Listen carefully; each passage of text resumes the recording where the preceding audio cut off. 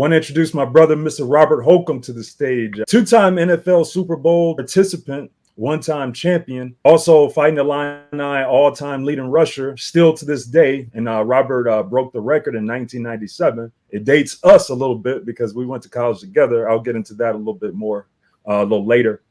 Also on the 10-year St. Louis Rams all-time team. Number 37 pick in the 1998 NFL draft as well. Welcome to the stage, Mr. Robert Holcombe. Robert Wayne Holcombe. Thanks, bro. Appreciate you having me on your show. How you doing, Rob? Hey, Rob. I'm a stats guy. I'm kind of a bit of a football historian. I looked up a couple names. I want to know what they mean to you. I'll read them off right quick. Curtis Enos, Fred Taylor, Robert Edwards, and John Avery. What do those names mean to you? It was the weirdest thing, with him. Because, man, I got, we came out the same year. That's what I was alluding to. That's what I was alluding to. Those names. All those backs, those were all the backs that were drafted ahead of me, if I'm not mistaken. 100%. 100%. That's where I was going. Yeah. So what type of motivation was that? I did not, I wasn't really paying attention to them, in particular, like how they were doing. I don't remember after getting to Champaign, looking in the newspapers to see how they were doing and tracking them. And, it wasn't like that, man. It's like once you get drafted, you're worried about yourself. You're concerned about, yourself and your team and your position there.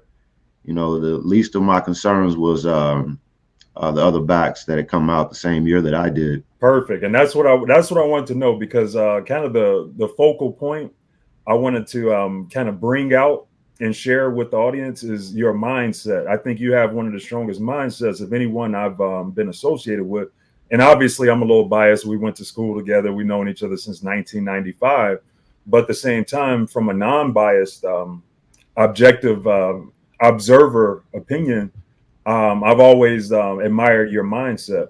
So, take me back to high school. I know you kind of went in high school in Arizona and also in Houston. Take us back there, kind of your mindset and how you were, how you kind of set your mind to advance and to enhance your current state of being, right? From a financial standpoint, from an educational standpoint. I would love to hear the mindset that you had.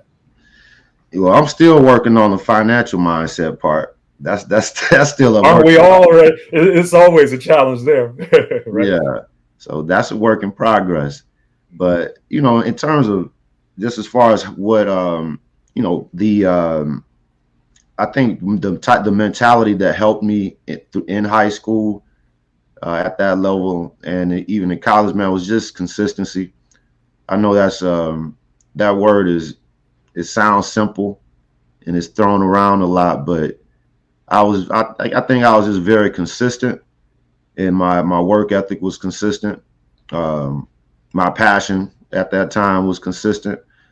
We've talked before, and I in my mind, I thought that I was going to the NFL when I was 5 years old. And so you take that into consideration. And I really believe this. I really believed it. And so seed was planted super early. That's good. See, that's a nugget I want to give to, the young people that are listening, to understand that success isn't built overnight, right? Right. Yeah, because at the end of the day, if you really want to do something and you're passionate about it, you will put the work in. You won't just talk about it. You'll do what's necessary to get to carry it out or accomplish it. For sure. And so your time, take us back to Arizona when you were in high school. Let's talk about the recruiting process. Let's talk about the records you broke in Arizona high school time. So in terms, as far as the records, I'll start with that. Like I'm not really sure exactly how many individual records that I broke when I was here in high school. We had our backfield, we had 3 1,000-yard rushers in the backfield. Wow. Yeah. So we ran the ball a lot. So I only averaged my junior year, I think maybe nine carries a game. And then my senior year I averaged 10 or something like 10 or 11. Yeah, 10 or 11 carries a game. And the other backs, they and everybody was right around 8, 9, 10 carries a game. So we had a very balanced offense. So in terms of like record setting, I didn't have a lot of individual records that were set. I believe I may still have the record for the yards per carry though. I'll have to look into that because That, my senior year I averaged 12 yards a carry. okay. That's really interesting, Rob, because I know when you eventually moved on to University of Illinois, there was a crowded backfield there as well. So Mm-hmm. you already had experience out, and I've known you for a long time, but I didn't know you had a similar situation in high school. So you had Mm-hmm. previous experience with dealing with the kind of politics of being diplomatic Yeah, with the crowded backfield. That's really interesting, man. yeah, yeah, and that's why the whole that idea of being like the thought of having to compete against other backs or your teammates that wasn't an issue, and it was a good thing when you're playing in a loaded backfield, man. That's good for everybody. That competition, right? Yeah, the competition makes you better. It's just the team is better because you got more explosive ball carriers on the field. It's a win-win. I wish we had a situation. I wish we had a situation where we had two running, a two-headed, a lot of teams do that and have done that in the past. Man, look at some of the guys that we played against, like when Michigan would have Tyrone Wheatley and Tim Biaka-Batuka. It's like, Oh, dude, that was dead. which one you want? You want this one or you want that? Right. And then It's they like, followed up with A-Train the next year. yeah. You can Right. pick your poison, man. Mhm. Penn State used to be the same way. Just rotate backs in. It don't matter who got the ball. They coming downhill. Yeah, Keyjana Carter, and then you had Curtis Enos, right? Yeah. Right, back to back, and they were Uh-huh. consistent with it. Ron Dane at Wisconsin, and then Ron you Day. had Ron Day played with backups that played in Michael. the NFL. What was Mike's last name? The back that he played with. His first name was Michael. I can't remember his last name, but that's a good segue, man. I wanted to segue into recruiting, and I know off camera we've talked about Coach Mack, and we talked about really talented and gifted recruiters. And Coach Mack's wife, I bumped into Coach Mack and his wife down here in Austin, Texas, at a UT game last year. Coach Yeah. Mack was actually coaching with the UT team for a year before I think he officially kind of retired. But Coach Mack has always been a gifted coach, at the collegiate level as well as Right. the pro level. And Right. tell us about your experience with Coach Mack recruiting you. All right. So Coach Mack was the guy who recruited me out of it. He had the Arizona territory. So when it came down to recruiting, he was a guy stationed to that area. So he was the contact. Phil Gennaro also. You remember Phil. Phil played a big part in that recruiting process. And he did for everybody. But Greg in particular was the one who recruited that area. So I was in contact with him when I was at Mesa, but that was through Phil Gennaro, who I'm not Gennaro. I'm thinking. I'm getting the names mixed up. We got three people here. So I talked about Phil. He helped at Illinois. He was helping with recruiting, and Greg was assigned to the area. But there was a gentleman by the name of he was our one of our assistant coaches. He was retired from Illinois, from Rantoul, Illinois, right up the street from Champaign, and he was a head football coach at Rantoul High School for years. Just so happened to have been the head coach for Greg McMahon, Coach Trafficano. So Trafficano, yeah, his last name is Trafficano. I want to say his first name. I don't want to mess his first name up, so I'll just leave it at that. But I can't. I've taken a lot of shots over the years. So yeah, we laugh about the CTE kicking in every once in a while. So my name recalling ability is not as good as what it used to be. But it's great, man. Don't worry about it. You're doing great. But yeah, but Coach Trafficano was at Mesa High. He was an assistant coach, and he ended up reaching out to Greg. That's how they found out about me down in Arizona. So that's what kicked off that recruiting process.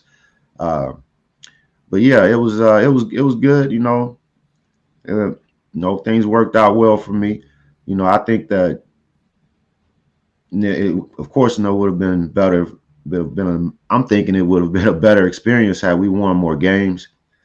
And that's just, unfortunately we didn't. But at the end of the day, man, I met some of my best friends. I met my wife, and so I walked away from Champaign with a lot of good things. I took away a lot of good things from Champaign. I agree, man. And I'll say this, right? Your class, the class before, you guys suffered a lot with losses, but what you did was create a catalyst for winning, a winning culture. Because if you think about it, after your last year, 97, we consistently had some really good seasons. Then it became Big Ten championships, even, Yeah. So yeah, you guys created a winning attitude, and we really appreciate it, right? We know you suffered tremendously, especially the 1997 season was. Yeah, was bro. We were like the children of Israel, bro. We were the ones bitching and complaining as we were walking around the mountain. Most High said He wasn't gonna let us in. Only one. It's like we wasn't gonna get to see the promised land, dog. But the seeds did. But the seeds did. We benefited greatly. Right, exactly. From the cultures you guys helped cultivate. So we do appreciate it, man. Yeah. I wanted to get to now. Okay, so Coach Mack, one of the most gifted recruiters. Phil Gennaro, one of the most gifted recruiters. I remember during that time also, my man Derek Gilmore was one of the directors of recruiting. Yeah. My man Roy Richards was one of the recruiting people. And our girls, Donna Rolfe, Michelle Martin, also Nikki Sanchez, a couple other people. When I think of Illinois recruiting days around that time, those are some of the main names that come up. Yeah. What are your first thoughts when those names come up? Man, I think successful, all of them. Right? And that's something like I mean, not that I didn't think they would be successful, but man, like those individuals, they've had great careers, great experiences, and all of them have gone on to do some great stuff, in their lives. Yeah, it's right? I feel the same, right? All of them are highly successful. Yeah, exactly. We're all still in contact, which is really cool, man. Really cool. Yeah, it's interesting. Maureen talks to Donna. They talk often, and I think when Maureen goes up to Chicago, they try to make it a point to get together from time to time. But yeah, it's sure. And thing like that, Maureen talks to Donna, and Donna is like older than us. She's not even. She's like maybe 1 year older. 1 year. Yeah, 1 or 2 years. Yeah, maybe 2. But yeah, and Maureen's behind us. But just the connections, man. Just good people. Yeah, great people, man. It's interesting, man, because that's like 93, 94, 95. And here we are in 2024 almost. And we're still, talking about the same group of good people. And our brother, Derek Gilmore, is one of the most high-powered sports agents out there. So, really an interesting circle that we have from the Illinois tree, right? Yeah. And also our great brother, George McDonald, was, wide receiver coach at the University of Illinois. Our buddy, Josh Whitman, is the athletic director still. Our buddy, Kevin, is in recruiting department. It's really crazy. Tyrone Washington is still an employee with the University of Illinois within the athletic department, Mm-hmm. So, yeah, man. I also wanted to pick your brain, man. This is a unique thing. You rushed for 315 yards against the University of Minnesota. How did your body feel, first and foremost, after that game? Well, first of all, I was like 22 years old or something like that. 22. Man, like I don't recall feeling any different in that game. Matter of fact, I probably felt better in that game than I did in a lot of other games because I didn't get hit. I didn't get hit as much. I was hauling ass. It was more of a track meet than a football game. Yeah, that was 96, the 96 season. Minnesota. Yeah, man, it was like it's like going out there running sprints. It sounds like 316 yards is unprecedented, man. So that's why I really wanted to get inside your head and understand how does that feel first physically and then psychologically. You gave us a great description of it. It feels like you're in a track meet because you're not really getting touched. Right. I remember, I remember the game. I remember the game pretty good, man. Pretty well. I remember the game well because I remember you punishing people and not going out of bounds. Right, that was one of your trademarks, and we talked about this before. I think you picked that up from Walter Payton, who I consider to be the best football player just collectively ever. Right, but Sweetness, number 34, he never got punked. He never went out of bounds without punishing and delivering. Yeah, he was my childhood. He was my childhood hero, man. He's my favorite as a kid growing up. I tell people the story about how when I was a kid, I was about maybe 5 or 6 years old, and I'm sitting in it's like Saturday morning. No, not Saturday. It had to be Sunday because it's NFL game. But I'm sitting in there, man. I have my face just planted to the TV. I'm like sitting like 8 inches away from the screen, and my mom walks in and she's like, "Boy, what are you doing?" And I said, "Mom, this is what I'm gonna do when I grow up." She just looked at me. She's like, "That's good, baby. That's good." All right. I love it. See, and that's something really important in psychology, especially early development psychology. If a parent supports their children's dreams early, even if they sound, audacious or kind of unattainable, the child has a much higher percentage of succeeding if the parent gives positive reinforcement as opposed to negative. So it's really interesting, man. You've manifested so much. It's at a very early stage. And I was watching Walter Payton. And you were watching Walter Payton, right? I was watching Sweetness. Like I was taking notes. Like I was seriously. Yeah, you had a physical guide almost, That's really interesting, man. That's interesting. Let's talk about the NFL draft 1998. For spring break, something I'll never forget, right? You did us the favor, myself and probably about 10 other teammates. We all went down to Panama City, Florida for spring break right before, maybe a few months before the draft, or was it after the draft? But anyway, we went on I think it was probably, it may have been just before the draft. I think it was right before. Yeah, I think it was right before. And you got to customize. It was sky blue Ford Expedition with the, with big old grill. With the chrome grill. And that's what we took down. We drove from Champaign, Illinois, all the way down to Panama City. And then there was about 20 other guys on the team that also went down in other vehicles. I'll never forget that trip, man. Let's talk about that trip, Rob.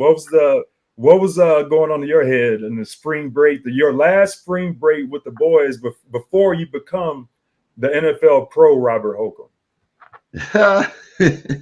Man, well, we had already gone there the year before, so I guess I had a little bit of an idea of what to expect going back, and we were showing off, we were kind of. I remember Randy Moss was there. You remember we bumped into Randy Moss? Yeah. But I look back. I think it was fun, man. You enjoy times like that, man. You can't. When you think back, you look back at that, man. Like you don't get that many opportunities to have that many of your friends in the same place at the same time, and you're on, just on vacation. Right, just on vacation. No job to worry about, no responsibilities. Nah, for a week. Everybody out there kicking it for a week. That just doesn't, you don't realize it, I guess, when you're in college and you just go on spring break and do your thing. But man, once you start working, bro, that's over. It's over, right? and you may go on vacation, but you're not gonna have 20 of your homeboys with you. That's not happening. Something that's funny that I remember still to this day is the music we were playing. The Lox came out, the Lox first album, and they had a song called Money, Power, Respect. And I swear it was on repeat the whole trip. And that was about an 20-hour trip. And that Right. launch album was on repeat nonstop. Money Right. and And to this day, the locks, I still remember the remember locks? that song. Hey, the locks were out at that time. There was Yep. another song that we was jamming at that time. Yeah, it was Yep. that I was think some Mob Deep songs back in those days. yeah. But yeah, man, I remember that trip was so fun because that was my first one, right? I didn't go the year before, but I remember La Vela, Spinnaker's, the famous bars that are down in Panama City, and they still to this day, kids are still going to these same places, man. Exactly. The Right? same places, bro. I mean, where Spinnaker, else La you going? Vela, Where else, dude? Like, what did we pay for our room? What was it like? $10 $50. a night? Like $10 a night? Like, Right? seriously. No amenities. A I remember blanket. having Rob. I You remember didn't having even like have a blanket. $200. I had $200 for the whole trip for the whole week, Yeah, that's all you needed. and lived like a king. We had a Hey, great you were time. loaded, bro. You were I was loaded. loaded, right? Still, man, like the beers probably were like $1 for a beer. You know, it just. I mean, but it was set up for kids. You know, that's what it was made for. You know? Yeah, I miss the simplicity of those days, man. That was a great time. Something I'll never forget. But Yeah. hey, I Now, want to move on. I want to move back to kind of your preparation for the draft, like the NFL Combine. Walk us through that timeline. You know, after you're done with the University of Illinois, you're graduated. What's the path to the NFL? Let's talk about that. so for me, I ended up signing it with an agent, signing on with IMG at the time. I think the name has changed since, but I signed on with them right after my senior year, right after my last game, and so they at the time had us go, myself as well as a few other guys that they had signed under their agency. They sent us down to there was a place called the Bolletary. It was a workout athletic performance facility down in Bradenton, Florida. I believe now they have a facility even out here in Phoenix. It's called, the new name I think is called Exos. That's the name of the training facility. So we ended up going to Bradenton, Florida, and we were at this facility probably for about, I want to say, somewhere between 6 to 8 weeks. And that's where we, myself and as well as a bunch of other guys, just to name a few of them, Grant Winstrom, who also ended up getting picked up by the Rams. He was a first round pick for the Rams that year. Great defensive end out of Nebraska. Yeah, Grant Winstrom was there. Kyle Turley, O-lineman out of San Diego State, was there. Yep. RW McQuarters. That was he was a DB. I think RW went to Oklahoma State, and he ended up going to I think he got drafted by the 49ers that year. But yeah, man, he was a great athlete, man. That dude could play tennis. That's when I first met. That's what tripped me out, man. This guy had skills at tennis, you know. Quick switch. Yeah, but yeah, so we were all down there working out, and Charlie Batch, didn't want to forget him. Charlie Batch. Yeah. So Charlie was there, and we had roommates. As a matter of fact, Charlie Batch was my roommate, so we were roommates there for the time, and we all lived in the same little apartment complex. Michael Pittman, I forgot. I want to forget Michael Pittman was there. Yeah, he has kids that are playing in the league now. Crazy. Yeah. Right? Yeah. So, but yeah, it was a good time, man. We used to, we would hang out in Bradenton a little bit, but sometimes we would drive up to Tampa Bay and hang out there a little bit when we had free time. But most of it was we were just there to train. And like I said, after that 6 to 8 week period, we went, we prepped ourselves and then kind of took a little break right before the combine. And then, but yeah, when we were there, we were just working on 40 times, running mechanics, doing our little weightlifting routine, doing our basic conditioning and cardio, and just trying to get ourselves working on the cone drills and just trying to prepare ourselves for all of the things we were going to have to do at the combine. For sure, for sure. And I remember my combine experience. I think we talked about it a couple of days ago, but personally, I had extreme anxiety. I don't think I slept for the 2-3 days. What was your experience actually at the combine in Indianapolis at the time? Yeah, so I remember being, I would say, I don't remember not being able to sleep or feeling that much anxiety, but I do remember feeling anxious, and I just remember it being long, tenuous. Um, it wasn't fun. It wasn't like it was a fun experience, but I didn't go there expecting for it to be fun, right? I looked at it as a competition. I would say that's the way I looked. I looked at it as if I was there to compete, just like I was in a football game or anything else that was competition related, because that's what we were there for. We were there to compete. I don't know. I don't know. I don't know what other, like, some people may have come for different reasons, but that's what I was thinking. Right. I'm here to compete, because if they wouldn't ask me to run this 40. They wouldn't ask me to do this tee time if they weren't trying to compare me to something or somebody. So evidently we're all here to compete. So it's almost like the final from last dress rehearsal, the NFL Combine, and then you have your pro day, and that's it. That's the only time. That's the last 2 times they can evaluate you against, say a Fred Taylor or Curtis Enos that year. Yep. That's all they got to go off of. Mm-hmm. And then they would do we had our don't forget, we had the deals where they would come to the schools, the on-campus workout, and so then that gave guys an opportunity, a lot of guys opportunities to redeem themselves from the performance they had in the combine, because I can honestly, I believe I ran like a 4.52 or something like that at the combine. And your pro day, you're 4.4. Yeah, and so I think that a lot of the guys are stressed out at the combine, like their bodies are physically taxed. Like I don't know if we ran. I can't remember what order that we went in. Like I can't remember if we did the bench press test first or the 40 first. But I think we did the bench press test first. Yeah, bench first.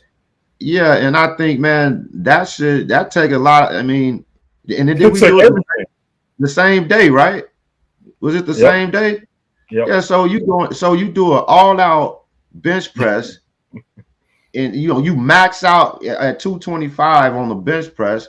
You do 30 freaking reps or whatever, and then they want you to go and run a 40. Well, your upper body strength matters in running mechanics, right? And if you wearing people out, their upper body strength out, you're not going to get the best out of them when they run a 40, not in the same day. It just doesn't make sense. And I think that's what happened to a lot of guys. I think those tests, the stuff outside of the 40 was breaking their bodies down. And that's why I said I can't remember exactly what order the test went in, but I do remember a lot of guys, they were sore as hell. I remember being sore as hell when I left the combine. Right. Like I was, it was kind of like, because when you start lifting weights, when the new season starts, you start lifting weights like that first couple of weeks, you get sore because those exercises, you're not used to doing that stuff at that, and we have been training and prepping and preparing, but when you do all of that stuff in such a short period of time, you do your broad jump, you're doing your vertical jump, you're doing your bench press, you're doing your 40, and it's all in that same small period of time. I think that makes it tough on some of the guys. For sure. And you're not going to get this. You're not going to get maximum results out of everybody under those circumstances. Yeah, I know my 40 times were a lot better when I wasn't running them at the combine. They were a lot better. Beforehand and after, even after, they were better. It's just how it is. Your body can definitely tighten up when you have that type of anxiety and stress on you. That's part of the game. But I think these kids now have almost studied towards the test, if that makes sense. They're perfecting, like they're working on stuff that I was working on only after my last game in college. Then Yeah. I went to Florida. We started working on my running mechanics, how to how to run a 40-yard dash. That's when it was.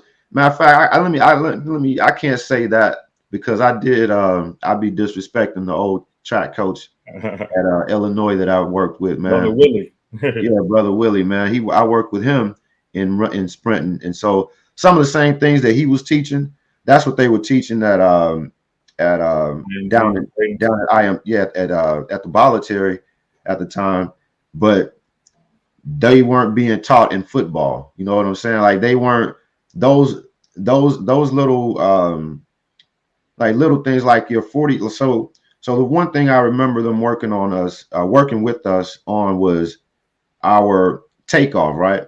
So we line you line up on the line, and they will video. They have a video camera off to the side, and when you would take off, they would measure where your feet would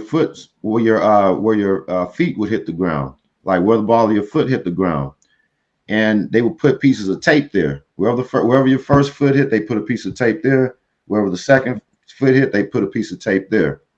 And the idea was to get the athlete to increase his the stride length. And as that first step got further and further away from that piece of tape, they would just move the tape, and you just keep, they would measure, you keep your measurements every day, and man, and you just worked on it, getting out and trying to get that 1, 2, 3, those first 3 steps further and further down the track. And the result of that is eventually it's just a faster 40 time, because those first 3 steps are covering more ground. They're critical. The first 3 are critical. Yeah, just the 1, 2, 3 right out of the blocks.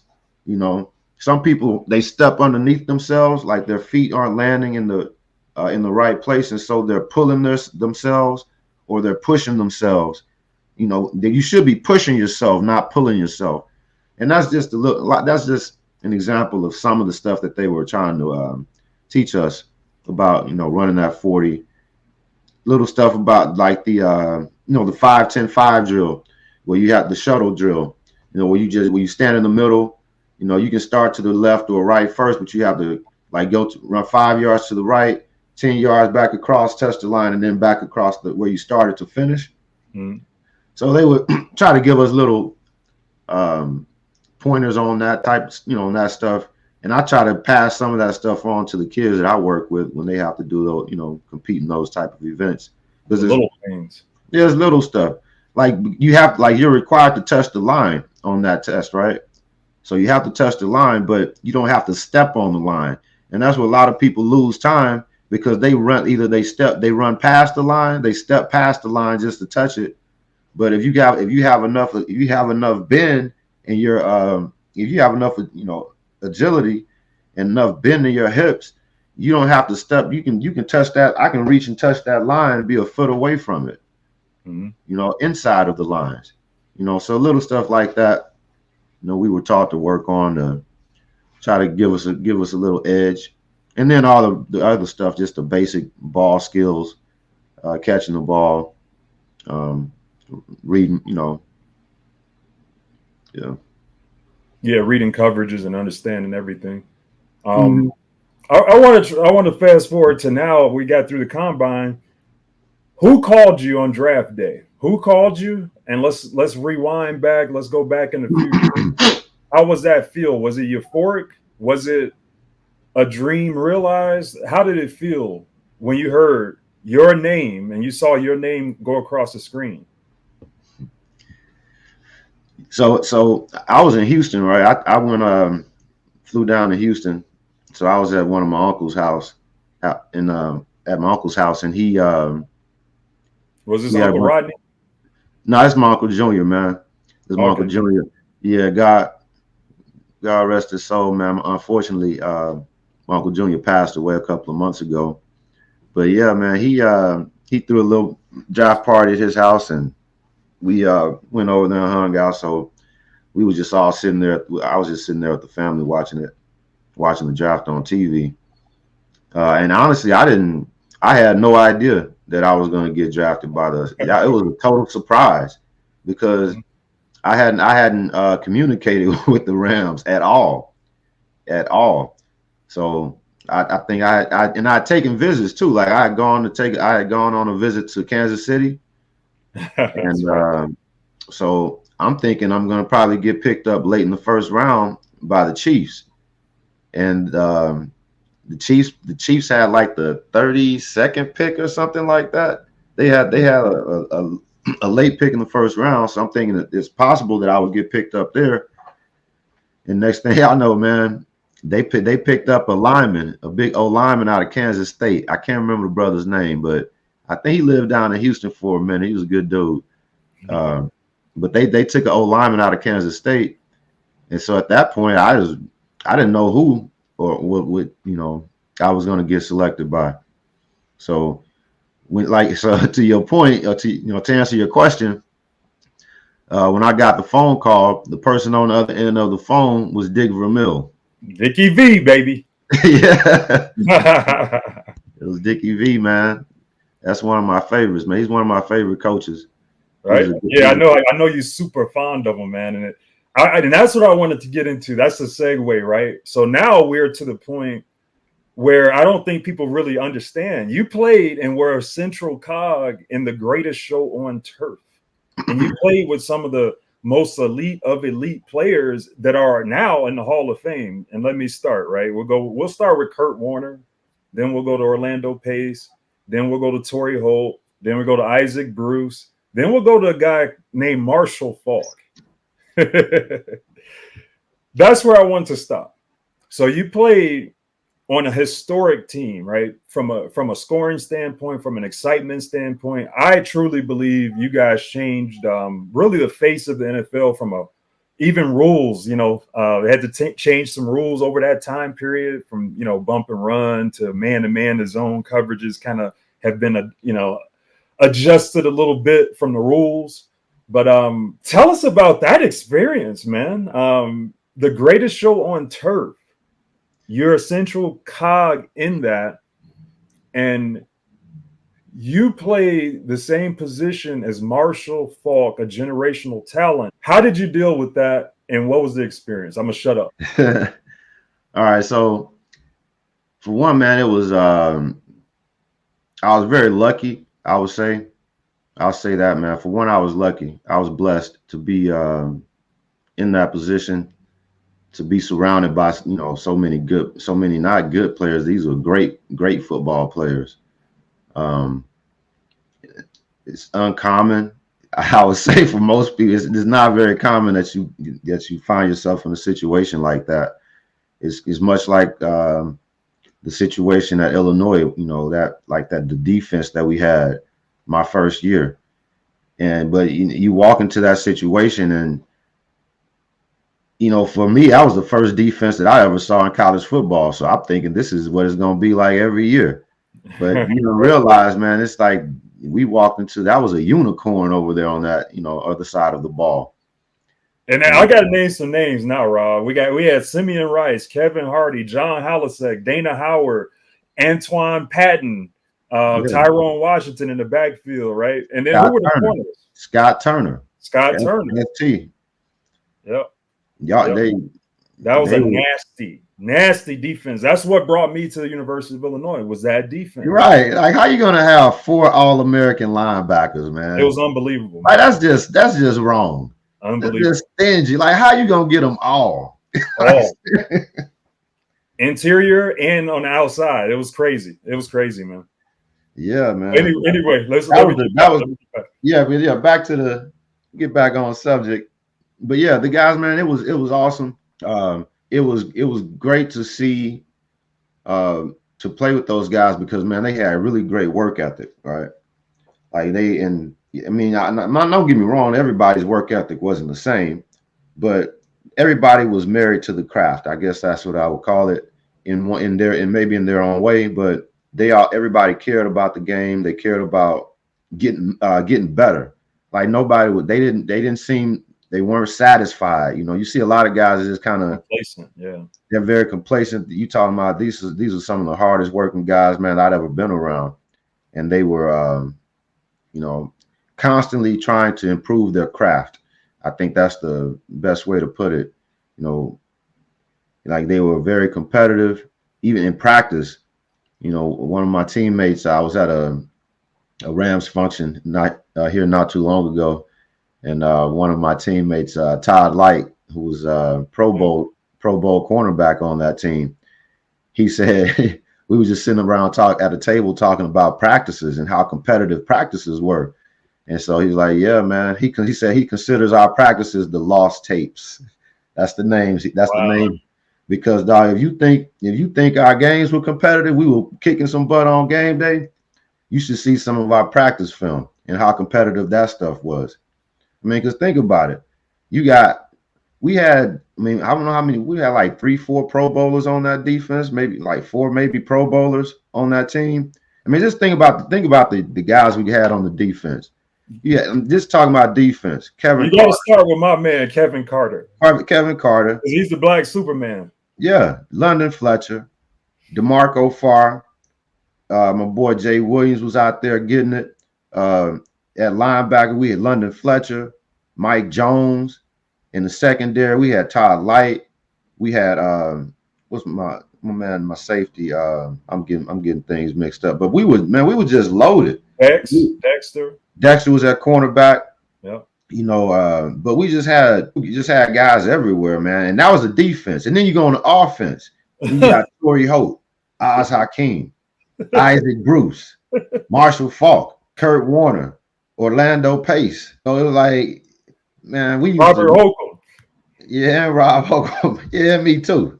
But we used to get after it in practice. I'm not talking about getting after each other like fighting and all that type of stuff, but man, our practices were highly competitive. You become great in practice. You have to embrace practice. If you listen to any of the greats, obviously Robert is one of them. Practice is what makes the game easy, right, Rob? Yeah. It makes the game easy. And that was the thing. Like our Isaac would run routes full speed in practice.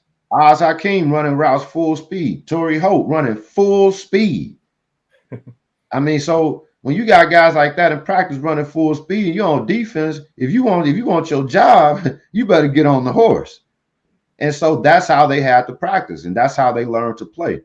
And so the game was probably slowed down for the defense on Sundays in many situations. I believe it probably slowed down for a lot of those guys. I bet. That's why those guys were so good, because you're right. I never thought about the names on the defensive side of the ball, man. And then on your next stint in Tennessee, it was the same situation. And then also Kevin Carter ended up going there. And then you have Keith Bullock, Albert Hainsworth.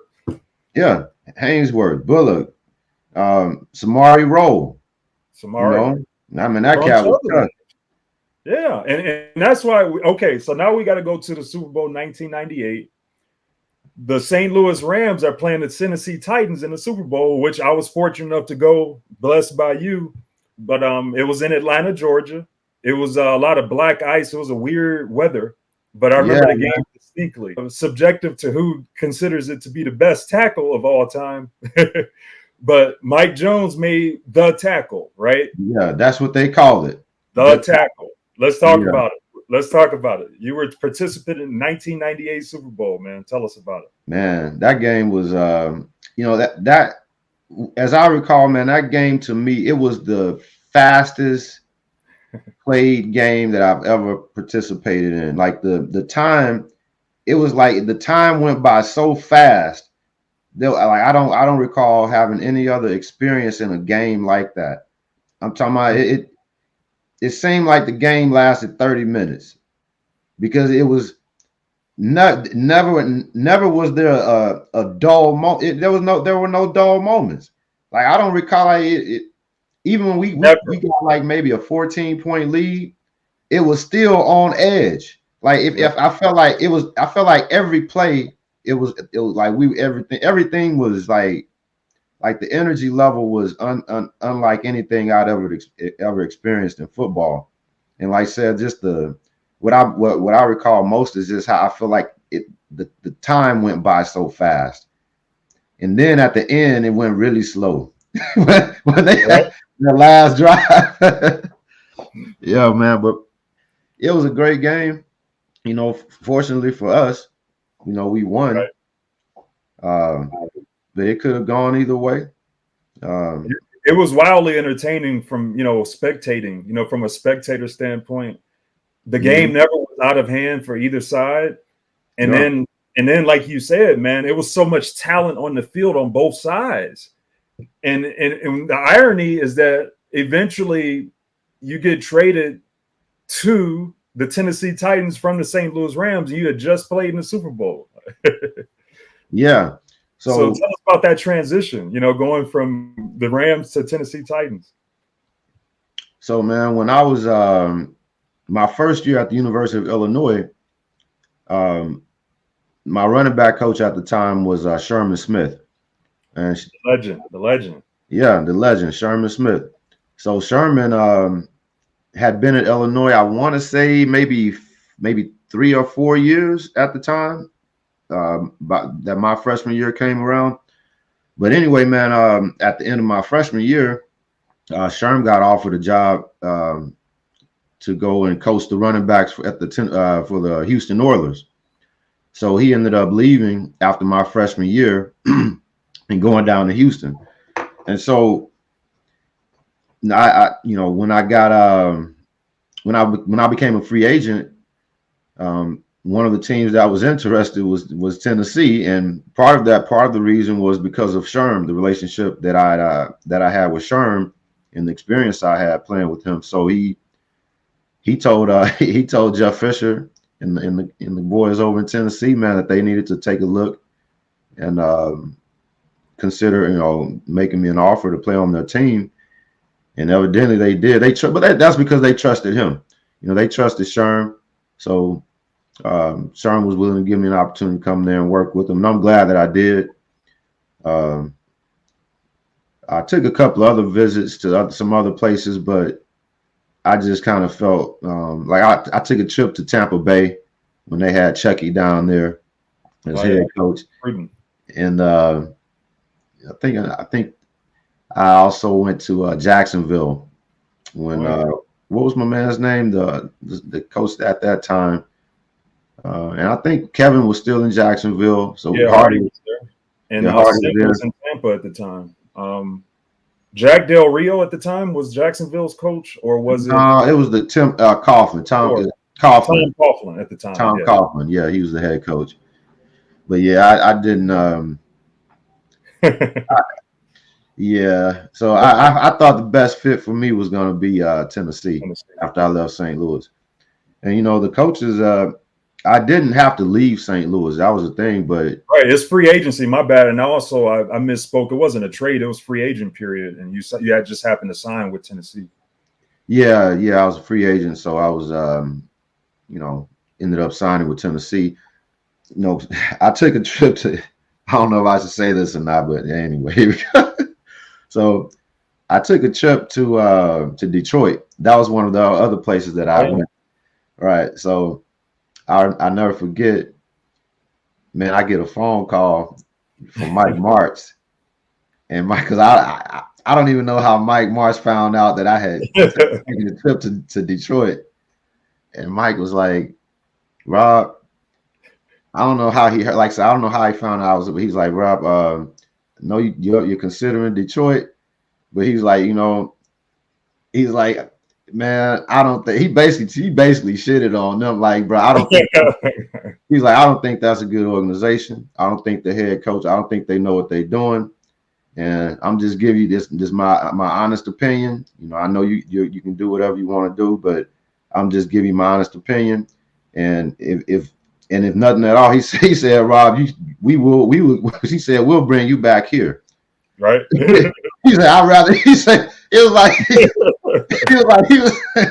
like, we'll bring you back here, man. Don't go to Detroit. Just don't do it. And he was right. He was right, man, because he said that like the GM didn't know what he was doing, and he didn't, evidently. Them jokers went up there, man, and ran that team into the ground for like the next 2-3 years until they got fired. The coach, Marty Morningwig, I want to say, yeah, man, they they ran that little program. And they They struggled were for a couple struggling. decades. But the funny thing, they have it together now. Look at them now. Were they Yeah, 9-3 or something like that? So looks like Detroit's got it turned around in the NFC, man. yeah, yeah. Things change, man. That brings me to this, Rob. I want to talk about your brand, right? People, it seems like throughout your career, you've built a strong brand. You're a very consistent person in your character. How important has that been? You know, we just got an example of Mike Martz calling you, right? Finding out this information mysteriously, but he cared enough about you and you gave enough of an impression, just like Sherman Smith, right? He put in a good bid and was like, hey, we need to have this guy on this team, right? So that tells me you've built a great brand. How important is having a strong, reputable, ethical brand matter in the grand schema? Man, I think it means everything. You know, it's like the old saying goes, man, your reputation, it precedes you. You know, you people know they tend to people will judge you based up. I mean, whether it be right or wrong, we get judged based upon what we've done in the past. You know, whether like I said, whether it be right or wrong. And that's really the only thing that people have to go off of is what you've done. Right. Not what you say, it's what you've done. You know, that's the only thing that you can really that's the only thing certainty that you have is what a person has already done, not what they can do or what they will do. For sure. For sure. And Rob, you've been a consummate professional. This is what I'll say, right? So people understand this about Rob. Rob is a humble man, but he's also confident in the same breath. He's accomplished more than what little boys dream about. He's actually achieved it. I'm very proud to call him, a friend, also family and my brother. But Rob is, he teaches a lot of people a lot of things by his actions, not necessarily his words. And I just want to, this is part of this is giving your flowers while you're still here and to motivate people, right? I think at this age, we're middle-aged men now at this point.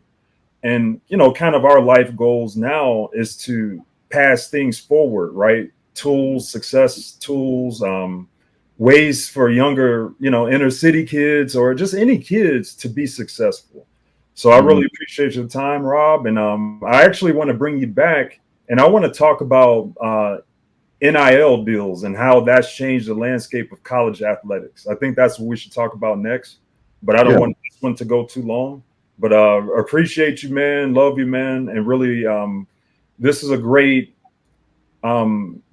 example of what can happen, right? If you set a goal and you manifest that goal by never giving up and continue to build a very clean and very respectable brand like Brother Holcombe has done.